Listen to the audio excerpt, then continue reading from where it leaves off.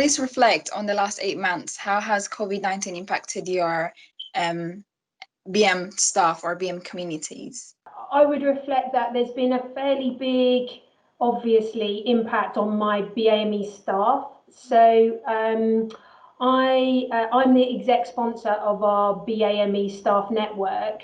And so what that's meant through COVID is I've been able to connect with our BAME staff and hear from them about the types of things that they have experienced over the last 8 months. And I think at times there was a lot of fear and anxiety, particularly at the start of the COVID pandemic when there were so many uncertainties.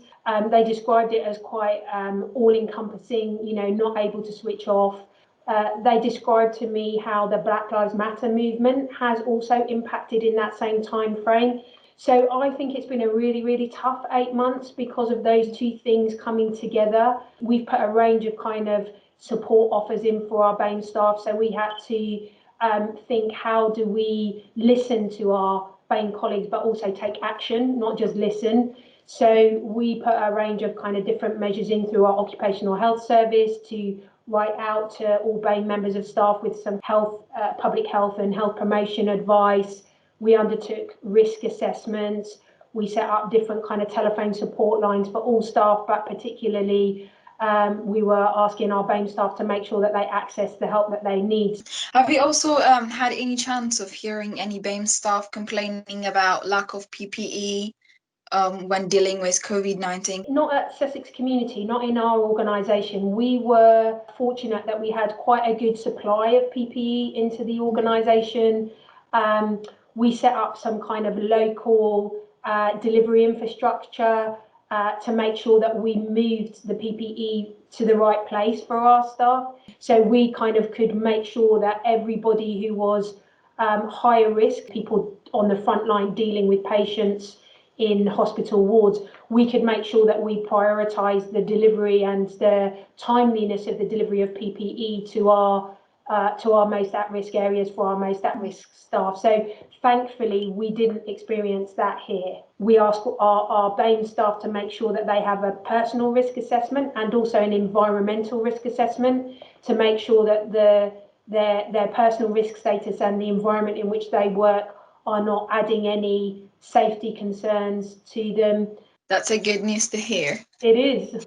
What actions will you be taking in the next 6 to 12 months to ensure that your BME staff or community thrive? The BAME staff network started out kind of slowly a few years ago, but now this year we've got around about 240 people as part of that network. So it means that 50% of our BAME colleagues at Sussex Community are part of the staff network.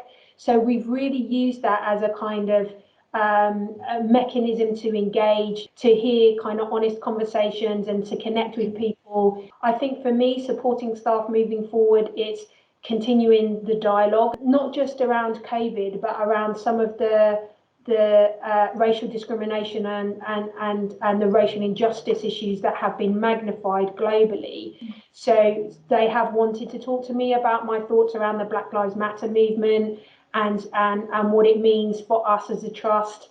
So I think I have a role to make sure that we continue with the support and the well-being and the advice and the guidance that is already there, but that we listen and that I listen to our BAME colleagues moving forward through, what inevitably in the NHS will be another challenging few months.